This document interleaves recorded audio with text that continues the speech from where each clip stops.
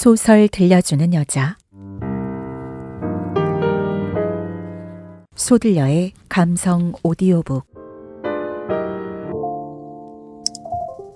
구독, 좋아요, 알림 설정, 띠링띠링.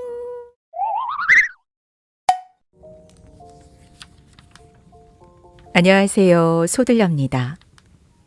들려드릴 작품은 에밀리 브론테의 폭풍의 언덕입니다. 폭풍의 언덕이라는 뜻을 가지고 있는 저택, 워더링 하이츠에서 같이 자라면서 사랑을 느끼게 되는 캐서린과 히스클리프의 현실을 초월한 격정적 사랑 이야기가 펼쳐집니다.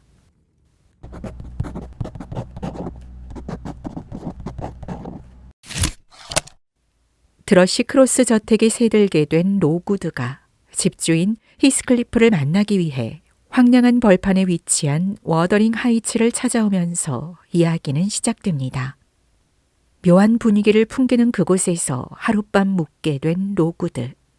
캐서린 린튼이라고 말하는 소녀 유령을 만나게 되면서 기이한 현상을 마주하게 됩니다.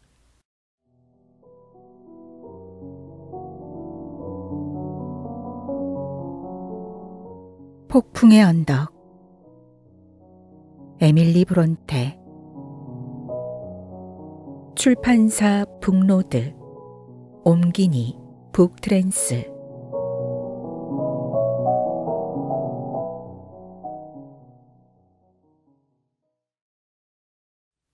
(1801년) 지금 막 집주인을 만나고 오는 길이다. 앞으로는 이 고독한 이웃과 잘 지내야 한다. 이곳은 참 아름다운 곳이다. 영국 어디를 가봐도 이렇게 세상과 동떨어진 곳을 찾기란 쉽지 않을 것이다. 이곳은 아마도 사람을 싫어하는 이들에게 다시 없는 천국이 아닐까.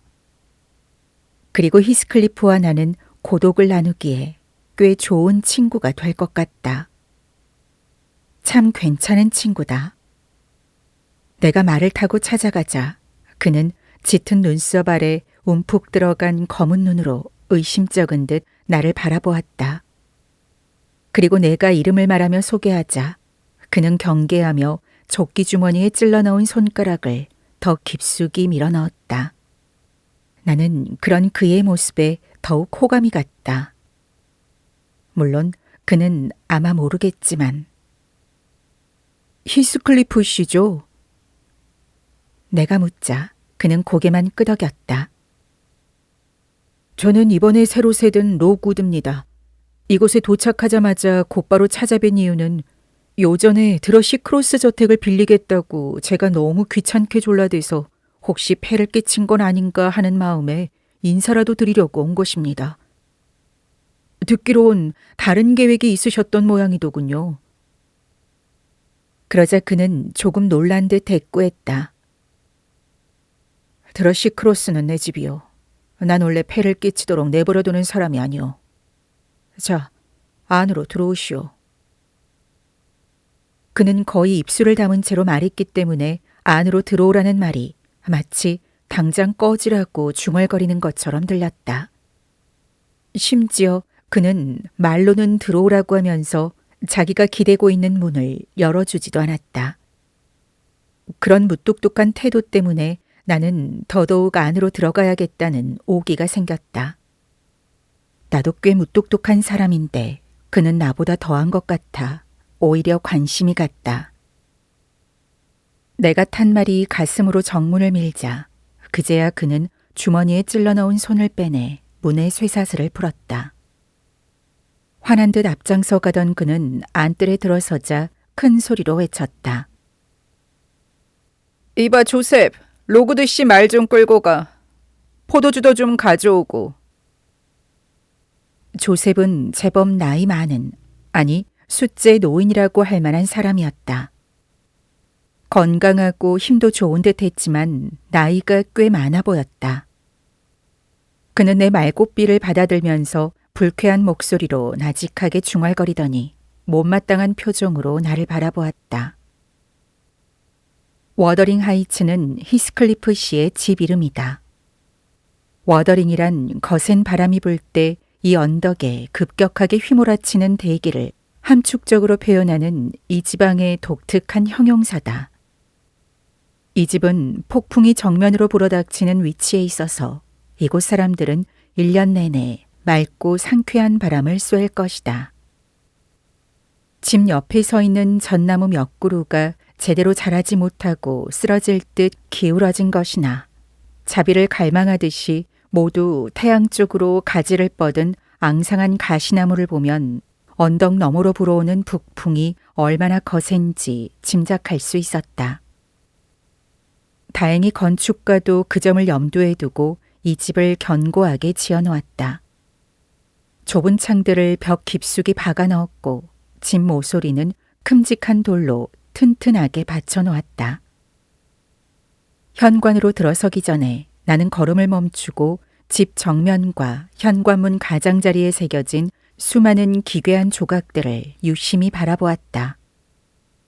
현관문 위에 푸석푸석한 사자 몸통에 독수리 머리가 달린 괴물과 벌거벗은 사내아이의 조각들 가운데 1500년이라는 연대와 헤어튼 언쇼라는 이름이 눈에 띄었다. 한 발짝 들어서자 바로 가족이 사용하는 거실이 나타났다. 손님용 응접실이나 복도가 따로 없었다. 이 고장에서는 이러한 가족 거실을 보통 안채라고 불렀다. 이런 방은 보통 거실과 부엌을 겸하게 마련인데 워더링 하이츠에서는 부엌을 따로 둔 것 같았다. 사람들 말소리와 조리기구 덜거덕거리는 소리가 훨씬 안쪽에서 들려왔던 것이다. 커다란 벽난로 주위에도 음식을 끓였거나 빵을 구운 흔적이 전혀 없었고 벽에도 번쩍이는 구리 냄비나 식기 따위가 걸려 있지 않았다. 다만 방 한쪽 커다란 참나무 선반 위에 은주전자와 커다란 술잔들이 큼직한 주석 접시와 함께 천장까지 층층이 쌓여 난로 불빛을 받아 화려하게 빛나고 있었다. 반찬은 처음부터 없었는지 석가래가 그대로 드러나 있었고 귀리빵과 쇠다리, 양고기 그리고 돼지고기가 놓인 나무 실형으로 천장 일부가 가려져 있었다. 벽난로 위에는 낡은 구식총 몇 자루와 승마용 권총 두어 자루가 걸려 있었다. 그리고 요란한 빛깔의 차통 서너 개가 선반에 놓여 있었다. 바닥에는 매끄럽고 하얀 돌이 깔려 있었고 초록색으로 투박하게 칠한 등 높은 구식 의자와 검은 칠을 한 육중한 의자가 한쪽에 놓여 있었다. 찬장 아래쪽의 아치 밑에는 큼직한 밤색 어미 포인터 한 마리가 낑낑거리는 강아지들에게 둘러싸여 누워 있었고 다른 개들도 구석에서 어슬렁거리고 있었다. 이런 방 분위기나 가구들은 우락부락한 외모와 반바지에 각반 차림이 어울리는 튼튼한 다리를 가진 수수한 북부지방 농부와 너무나 잘 어울린다. 그러나 히스클리프에게 이러한 집과 생활 방식은 묘하게 어울리지 않는다. 그의 얼굴은 집시처럼 검었지만 차림새와 태도가 신사다웠다. 물론 신사래야 시골 유지 정도로 말쑥하다고 할 순 없지만 곧은 몸매에 잘생긴 얼굴이어서 아무렇게나 하고 있어도 당당해 보였다. 그리고 약간 침울한 편이었다. 어떤 사람들은 그를 촌놈 주제에 거만하다고 생각할지 모르지만 난 그렇게 생각하지 않는다. 그가 무뚝뚝한 것은 감정을 요란하게 드러내는 것, 이를테면 호의를 보인다든가 하는 것들을 싫어하기 때문이라는 것을 나는 직감적으로 알 수 있었다. 그는 사랑하거나 미워하는 감정을 마음속으로만 간직하며 또 사랑받는다든가 미움을 사는 것 자체를 대단치 않게 여기리라. 아니 어쩌면 이건 내 경우에 비춰 그의 성격을 지레 짐작한 것일 수도 있다. 히스클리프가 아는 체 하는 사람들을 경계하는 이유는 내 경우와 전혀 다른 것인지도 모른다.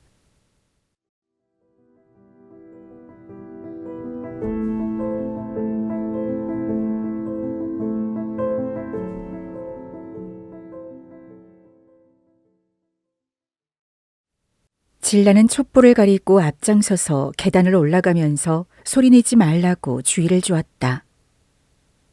주인 어른이 내가 묵게 될 방에 대해 이상하리만큼 집착을 보여서 어떤 사람도 그 방에 들이지 않는다는 것이었다. 내가 그 까닭을 묻자 그녀는 자기도 모른다고 대답했다. 자신은 이 집에서 일한 지 2회밖에 되지 않았고 이 집에는 이상한 일들이 너무 많이 일어나서 일일이 궁금해할 수도 없다는 것이었다. 나는 어리둥절해서 이상하다는 생각이 들 겨를도 없이 문을 닫아 걸고 방 안에 침대가 있는지 둘러보았다. 가구라고는 의자 하나와 옷장 하나, 그리고 마차의 창처럼 네모난 구멍을 뚫어 놓은 큼직한 참나무 상자가 하나 있을 뿐이었다. 상자 가까이 가서 속을 들여다보니 그건 상자가 아니라 가족들이 각자 방을 하나씩 가질 필요 없도록 꽤 쓸만하게 만들어진 독특한 구식 침대였다. 사실 그것은 침대라기보다는 작은 침실이나 마찬가지였는데 창턱은 탁자로 쓸 수 있을 정도였다. 나는 널빤지로 된 미닫이 문을 열고 촛불을 들고 들어가 문을 닫았다. 창턱에 촛불을 올려놓자 한쪽 구석에 곰팡이가 핀 책 몇 권이 쌓여 있는 것이 보였다. 창턱은 온통 긁어서 쓴 글씨 투성이었다. 같은 이름을 크고 작은 온갖 서체로 새겨 놓았는데 캐서린 언쇼라고 썼다가 군데군데 캐서린 히스클리프, 또 한쪽에는 캐서린 린튼이라고 쓰여 있었다. 나는 창에 머리를 기대고 캐서린 언쇼, 히스클리프, 린튼의 철자를 계속 되새기다가 깜빡 잠이 들었다. 그러나 채 5분도 못 되어 어둠 속에서 유령처럼 흰 글자들이 희미하게 떠올랐다. 허공은 온통 캐서린이라는 글자로 채워졌다. 눈에 거슬리는 이름을 떨쳐버리려고 일어나 보니 촛불 심지가 기울어져 낡은 책에 송아지 가죽이 타는 냄새가 진동했다. 나는 얼른 심지를 잘라버렸다. 갑자기 몸이 으슬으슬하고 속이 메스꺼워 똑바로 앉아 조금 타들어간 큰 책을 무릎 위에 펼쳤다. 그것은 작은 활자의 성경으로 곰팡내가 코를 찌르는 듯 했다. 표지 안쪽에 캐서린 언쇼 장서라는 글자와 약 25년 전의 날짜가 적혀 있었다. 나는 그 책을 덮고 다른 책도 한 권씩 집어들고 살펴보았다. 캐서린의 장서는 잘 선별된 좋은 책들이었고 꽤 낡은 것으로 보아 손이 많이 간 것임을 알 수 있었다. 거의 어느 페이지나 활자가 찍혀 있지 않은 빈 공간에 펜으로 글을 잔뜩 적어 놓았다. 한 줄짜리 문장도 있었고 어린아이처럼 삐뚤빼뚤하게 적은 일기 같은 것도 있었다. 처음 발견했을 때는 이게 웬 보물인가 싶었는데 어느 빈 페이지 위쪽에 조셉을 투박하지만 밉지 않게 잘 묘사한 꽤 재미있는 그림이 있어서 우스웠다. 나는 문득 캐서린이라는 얼굴도 모르는 이 여성에 대해 흥미를 느꼈다. 그래서 다 지워져가는 그녀의 글씨를 더듬으며 읽기 시작했다.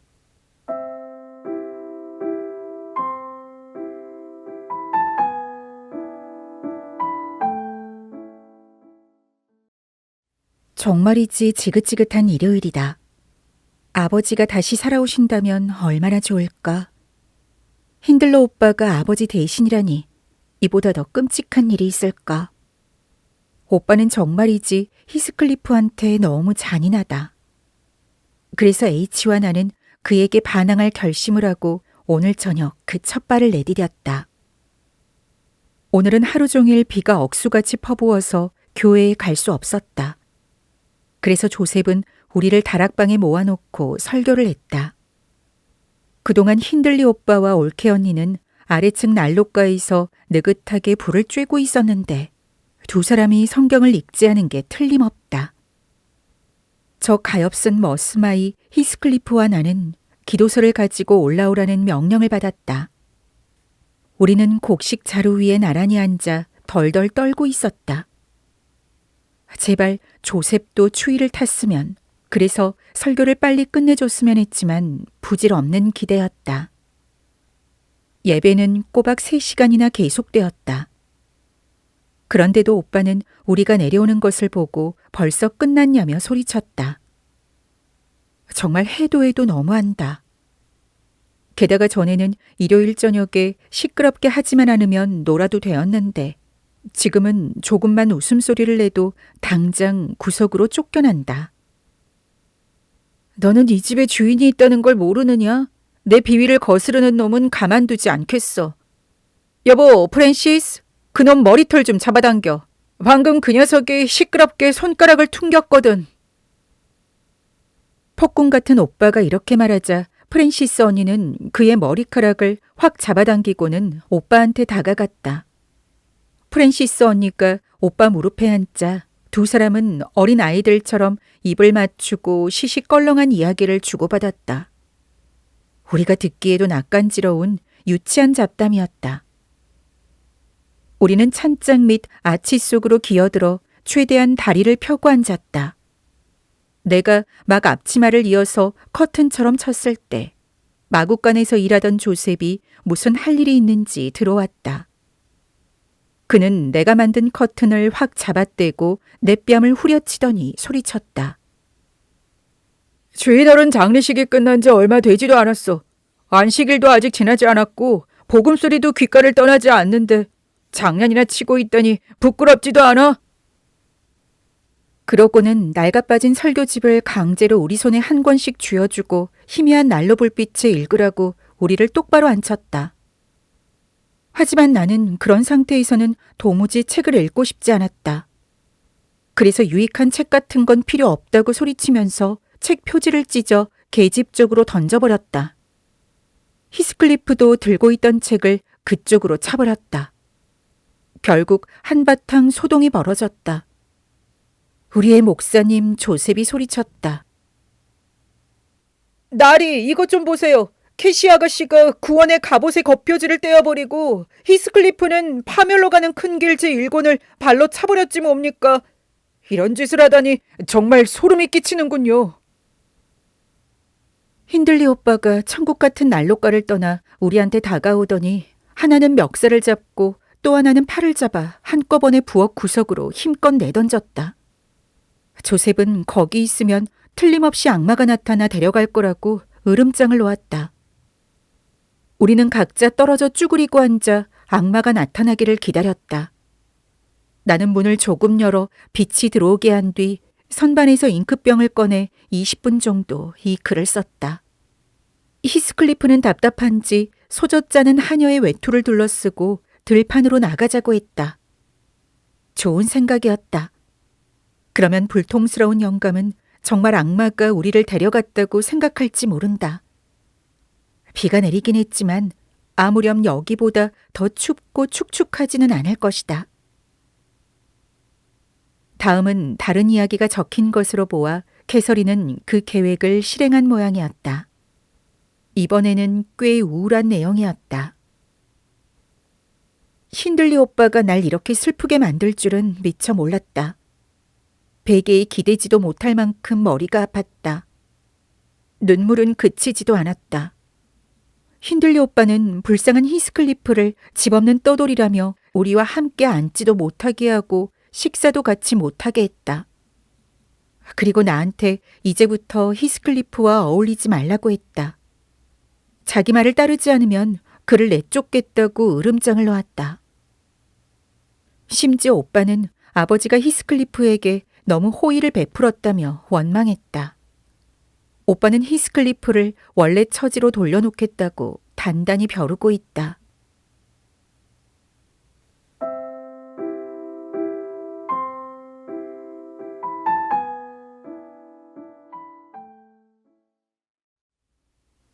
나는 희미한 어둠 속에서 책을 읽다 보니 졸음이 밀려왔다. 나는 펜으로 쓴 부분에서 인쇄된 글자로 눈길을 옮겼다. 붉은색으로 적힌 7의 70배와 71배째의 첫 번째, 기머튼 서프 교회에서 행한 제이베스 브랜더럼 목사의 설교라는 제목이 눈에 띄었다. 나는 반쯤 잠에 취한 채 제이베스 브랜더런 목사가 이 제목으로 어떤 설교를 했을까 생각하다가 나도 모르게 침대에 누워 스르르 잠이 들었다. 이런 곳에서 자고 있다는 의식이 채 사라지기 전에 나는 이미 꿈을 꾸고 있었다. 나는 떡갈나무 침대 위에 누워있다는 것을 의식하고 있었고 세찬 바람소리며 눈보라가 휘몰아치는 소리도 또렷이 들렸다. 전나무 가지가 계속 바람에 흔들리며 창문에 부딪히는 소리가 난다는 것도 알고 있었다. 나는 몹시 귀에 거슬리는 그 소리를 듣지 않으려고 창문 걸쇠를 풀려고 한 모양이었다. 그러나 걸쇠는 납땜이 되어 있었다. 잠들기 전에 봤으면서 그새 잊어버린 것이다. 어쨌든 저 소리만은 멈춰야 해. 나는 이렇게 중얼거리면서 주먹으로 유리창을 깨뜨리고 나를 귀찮게 하는 그 나뭇가지를 붙잡으려고 팔을 뻗었다. 그러나 손에 잡힌 것은 나뭇가지가 아니라 작고 얼음처럼 차가운 손이었다. 소름 끼치는 공포가 엄습했다. 내가 다시 팔을 거두려는 찰나에 그 손이 내 손을 붙들고 놓지 않았다. 그리고 몹시 구슬프게 흐느끼는 어린아이의 목소리가 들렸다. 들여보내주세요. 제발 들여보내줘요. 누구요? 나는 소리치면서 연신 그 손을 뿌리치려고 했다. 캐서린 린튼이에요. 어린아이는 떨리는 목소리로 대답했다. 제가 돌아왔어요. 나는 늪지대에서 길을 잃었어요. 제발 들여보내줘요. 창을 들여다보는 아이의 얼굴이 희미하게 떠오르자 나는 겁을 먹은 나머지 순간적으로 포악스럽게 행동했다. 아이의 손을 아무리 뿌리치려고 해도 소용없자 나는 아이의 팔목을 깨진 창유리 쪽으로 끌어당겨 마구 문질렀다. 그러자 피가 흘러내려 이불을 흥건히 적셨다. 그래도 아이는 들어가게 해달라고 울부짖으며 내 손을 꽉 움켜잡고 놓지 않았다. 나는 너무 무서워서 미칠 것만 같았다. 들어오고 싶거든 먼저 내 손을 놓아라. 그러자 차가운 손이 내 손을 놓았다. 나는 재빨리 손을 빼내고 깨진 유리창 앞에 책들을 피라미드형으로 쌓아 올린 다음 애원하는 아이의 목소리를 듣지 않으려고 귀를 막았다. 15분 정도 지났을까. 다시 귀에서 손을 뗐을 때도 여전히 구슬픈 소리가 들렸다. 나는 벌컥 소리를 질렀다. 어서 물러가. 20년을 애원한데도 절대 안으로 들여놓지 않을 테니까. 그러자 탄식하는 목소리가 들려왔다. 딱 20년이에요. 전 20년 동안이나 떠돌아다니고 있어요. 그때 밖에서 긁는 소리가 나더니 쌓아놓은 책들이 앞으로 움직였다. 소스라치게 놀란 나는 일어나려고 했으나 손발이 말을 듣지 않았다. 나는 벌벌 떨면서 걷잡을 수 없는 공포심에 미친 듯이 소리쳤다. 정신을 차려보니 내가 실제로 소리를 지른 모양이었다.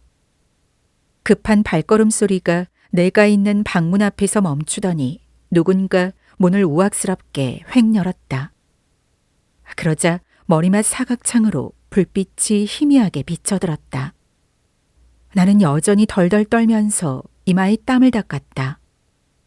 방에 들어온 사람은 머뭇거리는 듯 혼자 중얼거렸다. 거기 누구요? 나는 내가 여기 있다는 것을 알리는 것이 좋겠다고 생각했다. 목소리로 보아 히스클리프가 틀림없었고 이대로 가만히 있다가 그가 안쪽으로 들어와 나를 발견하면 더더욱 곤란한 상황이 벌어질 수 있기 때문이었다. 나는 돌아앉아 널빤지 문을 슬며시 열었다. 히스클리프는 셔츠와 바지 차림으로 문 앞에 서 있었다.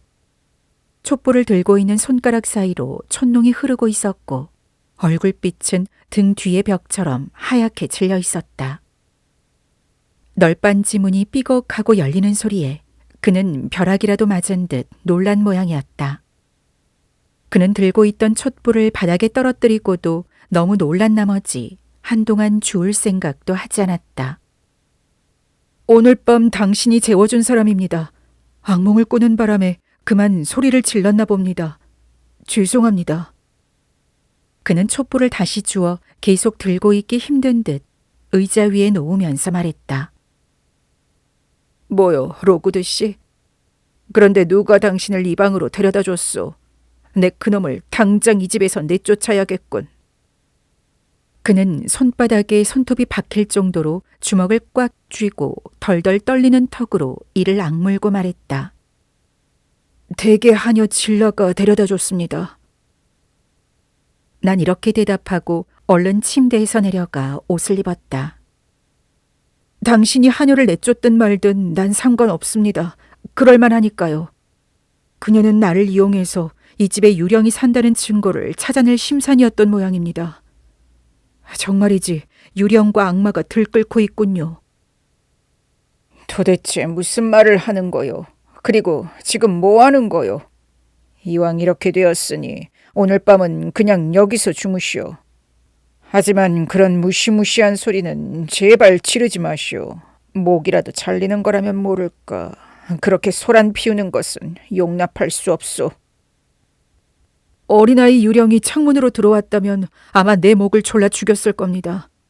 더 이상 당신의 친절하신 조상들한테 혼나고 싶지 않습니다. 그 제이베이스 브랜더런 목사는 당신 외가 쪽 친척입니까? 그리고 그 천방지축 캐서린 린튼인지 언쇼인지 아는 여자아이는 틀림없이 귀신이 바꿔친 아이겠지만 사악하고 망령된 계집이더군요. 자기가 20년 동안이나 지상을 헤매고 있다던데 본인이 저지른 무시무시한 죄의 대가를 치르는 것이겠죠. 이렇게 대꾸하고 나서야 나는 그 책에 씌어있던 히스클리프와 캐서린의 관계가 떠올랐다. 나는 아차 싶어 얼굴을 붉히며 얼른 덧붙였다. 실은 제가 잠들기 전에 창턱에 낙서해 놓은 이름들을 읽고 있었던 겁니다. 숫자를 세며 잠드는 것처럼 말이죠. 별 재미없는 일이죠. 감히 내 집에서 그런 말을 하다니 단단히 미친 모양이로군. 그는 화를 못 이기고 자기 손으로 이마를 쳤다. 나는 그렇게 말하는 그에게 화를 내야 할지 아니면 계속 변명해야 할지 판단이 서지 않았다. 어쨌든 크게 흥분한 그가 안타까워 보여서 꿈 이야기를 계속했다. 나는 그에게 캐서린 린튼이라는 직접 들어본 적은 없지만 창턱에 적힌 이름을 여러 번 읽다 보니 그 이름에서 받은 인상으로 어떤 사람을 상상하게 되었던 것 같다고 말했다. 내가 이런 이야기를 하는 동안 히스클리프는 점점 내려앉는 듯 하더니 결국 침대에 완전히 가려 보이지 않을 정도로 주저앉았다. 불규칙하게 헐떡거리면서 가끔씩 숨을 참는 것으로 보아 격한 감정의 동요를 가라앉히려고 애쓰는 것 같았다. 집주인은 신음소리를 삼키면서 말했다. 그의 팔 그림자가 움직이는 것을 보고 나는 그가 재빨리 눈물을 닦아내고 있다고 생각했다. 촛불을 들고 아무데나 가도 좋소. 가고 싶은 곳으로 말이오. 나도 곧 나갈 거요. 하지만 뜰에는 나가지 마시오. 개들을 풀어놓았으니. 그냥 계단과 복도를 걷는 게 좋겠소. 아무튼 지금 이 방에서 나가주시오. 나는 그의 말을 따라 그 방에서 나왔다. 그러나 좁은 복도가 어디로 통하는지 몰라서 문 앞을 서성이다가 뜻밖의 이 집 주인이 미신에 사로잡힌 모습을 엿보았다. 겉보기와는 너무도 다른 모습이었다. 그는 침대에 올라가 걸쇠를 비틀어 창문을 열더니 격정에 사로잡혀 울부짖었다. 들어와, 캐시. 캐시, 제발 들어와. 아, 제발 한 번만. 그리운 캐시.